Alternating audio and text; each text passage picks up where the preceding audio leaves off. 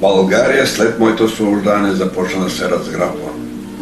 Всичко това, което 3 поколения българи създадоха, се разграбва и продължава да се, за съжаление, продължава да се разграбва и сега. Трябва да се спре това разграбване. Никакви доказателства и маневриране, че се изгражда демократично общество, не могат да прикрият агонията на българина. Защото кои са много богаташите? Те са 5 на 100. Останалото, една част едва свързва, като казва народа, двата края, а другата е пълна мизерия и изражда. И за съжаление, грабителството върху България продължава и сега. Ето това ме тревожи. Да. Но аз съм под домашен арест, на мен са вържени ръцете и краката, зад мен не стои никаква организирана сила.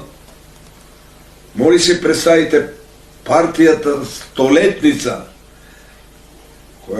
която се обяви Българска социалистическа партия, наследила и активите и пасивите на миналото, а активите и пасивите на 30 годишното управление на тази страна, аз стоях.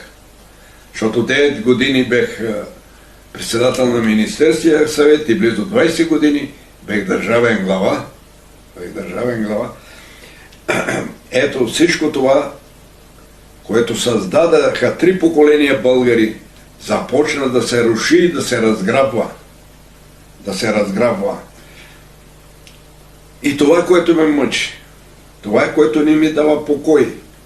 И откровено да ви кажа, ето сега предстои след няколко дена аз да чествам своята 85 годишна. Съгласно традицията, това е кръгла годишнина. Но аз много се колебаех. Дали трябва да чествам 85 годишнината? Известно е, че аз пари нямам. Ясно е, че тук спонсори трябва, както ги наричат сега спонсори. Такива спонсори се явиха много. И в София, и в родния ми край. Но пред мен стои въпроса. Какво ще стане това честване? Нема ли да бъде както всички други? Пир по време на чума. Ето този въпрос ме тревожи. Нема ли хората да кажат, че това е пир по време на чума? И до вчера аз отказвах. Но вчера капитулирах и се съгласих да се организира такова честване, ако прокуратурата реши в моя роден край. Бившата Ботевградска околия, която обхващаше сегашната община Ботевград, Правец и Етрополе. Над 10 или 15 души артисти, певци, певици там са изявили желание безплатно да участват. Ето тук на първа страница в 24 часа пише: танцуват на тато в събота. Юбилей за мен стягат самодеи в столицата и страната по случай 85-та годишнина и така нататък с ваша снимка на първа страница. Не са достатъчно информирани, правилна информацията, но трябва да кажа, че ще бъде на 14. Да. На 14, поради това, че някои членове на...